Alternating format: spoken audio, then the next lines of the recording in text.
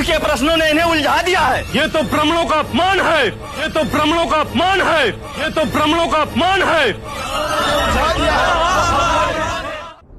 आज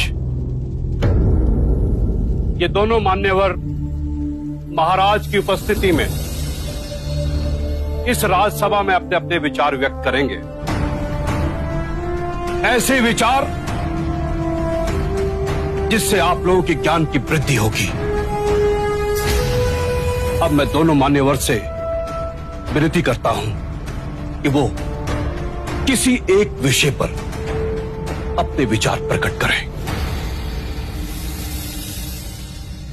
आप आयु में मुझसे छोटे हैं, अतः विषय चुनने का अवसर भी मैं आप ही को देता हूं। कहिए, किस विषय पर चर्चा करनी है? प्रणाम सौंदंड। क्या आप बता सकते हैं कि एक सच्चे ब्राह्मण में कौन कौन से गुण होना अनिवार्य है? यदि आप चाहें तो वेदों के उदाहरण भी दे सकते हैं। वेद पाठ तो सौंदंड का प्रमुख विषय है। वेद की गहन गुत्थियों को सुलझाने में आप महारथी हैं। भिक्षु गौतम, पूर्ण ब्राह्मण बनने के 5 लक्षण हैं। सुंदर रूप, मंत्रोच्चारण एवं अनुष्ठान करने में प्रवीण, 7 पुष्टों से रक्त की शुद्धता, अच्छा ज्ञान, अच्छा कर्म। इन 5 गुणों में से भी सर्वाधिक महत्वपूर्ण गुण कौन कौन से होने चाहिए? और इनमें से किसी भी गुण के अभाव में क्या वो सच्चा ब्राह्मण हो सकता है? अंत के 2 गुण, अच्छा ज्ञान एवं अच्छा कर्म। सुंदर रूप, मंत्रोच्चारण एवं अनुष्ठान करने की प्रतिभा, 7 पीढ़ियों से रक्त की शुद्धता आवश्यक नहीं। समाप्त कीजिएगा, परंतु सोनदत्त जी उचित उत्तर नहीं दे पाए।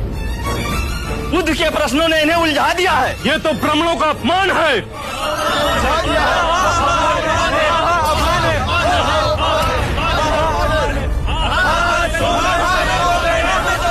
आदरणीय सभागण, यदि आप सौंदर्य में आस्था रखते हैं तो कृपया कर शांत हो जाइए। उन्हें अपनी बात कहने दें। यदि आप उनमें आस्था नहीं रखते तो आप में से जो चाहे इस विषय की चर्चा को आगे बढ़ा सकता है। मैं आप सभी के प्रश्नों के उत्तर दूंगा।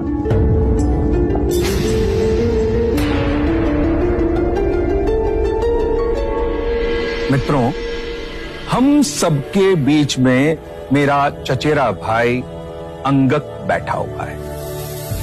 अंगक रूपवान है, उसका आचरण कुलीन और उत्कृष्ट है। उसके बाह्य सौंदर्य की बराबरी केवल भिक्षु गौतम के साथ ही की जा सकती है। 2 परिवारों के रक्त की शुद्धता उसके अंदर बह रही है। वेद पाठ का ज्ञानी है, ये 3 गुण तो उसमें है। पर यदि विचार के रूप में देखें कि अंगक मदिरापान करता है, हत्याएं करता है, बलात्कार करता है, झूठ बोलता है, चोरी भी करता है, तो उसके बाकी के गुणों का कोई मूल्य ही नहीं रह जाएगा। अतः मित्रों, सदकर्म और ज्ञान ही सर्वोपरि है पूर्ण ब्राह्मण बनने के लिए। इन दोनों गुणों में से भी सर्वोत्तम गुण आप किसे समझते हैं? सदकर्म और ज्ञान 2 नहीं हो सकते। जैसे एक हाथ दूसरे हाथ को और एक पैर दूसरे पैर को साफ करता है, उसी तरह सदकर्म और ज्ञान एक दूसरे के पूरक होते हैं। सदकर्म आपके विवेक को प्रकाशमान बनाता है और विवेक से किया कर्म आपको धार्मिक बनाता है, और यही जीवन का गूढ़ मंत्र है। उत्तम, अति उत्तम सोनदन, आप हमारी आशा पे खरे उतरे।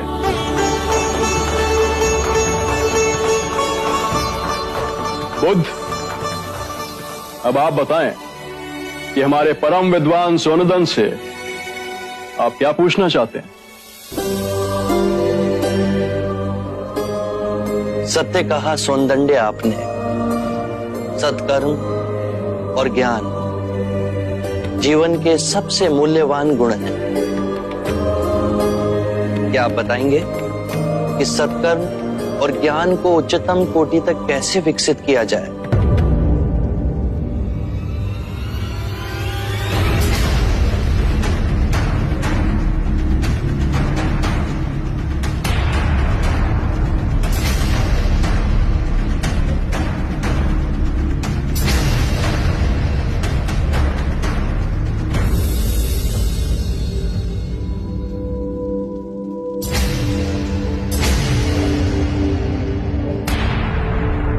हे करुणा निदान, इस विषय में आप ही हमारा मार्ग निर्देश करें। हम तो केवल सिद्धांत जानते हैं, किंतु आप बुद्ध बन परम सत्य को प्राप्त हुए हैं। हे परम पुरुष, आप ही बताएं, सदकर्म और ज्ञान की उच्चतम कोटि तक कैसे पहुंचा जा सकता है? आत्म मुक्ति के 3 चरण हैं: शीलाचार, ध्यान और ज्ञान। यदि हम शीलों का आचरण करते हैं तो ध्यान साधना में वृद्धि होती है, और ध्यान साधना से ज्ञान का उदय होता है, जिससे शीलों का गहन आचरण करना संभव होता है। इसके द्वारा काम, क्रोध, मोह, माया, तृष्णा से दूर हो आत्म मुक्ति, शांति और आनंद को प्राप्त कर सकते हैं।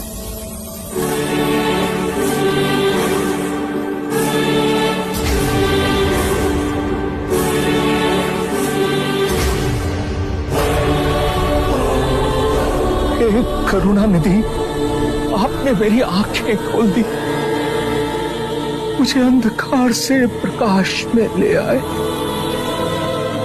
हे परम पुरुष, मुझे आपकी शरण में ले ले। मुझे संग ही शरण में ले ले परम पुरुष। शाक्यमुनि बुद्ध की, शाक्यमुनि बुद्ध की, शाक्यमुनि बुद्ध की, शाक्यमुनि बुद्ध की।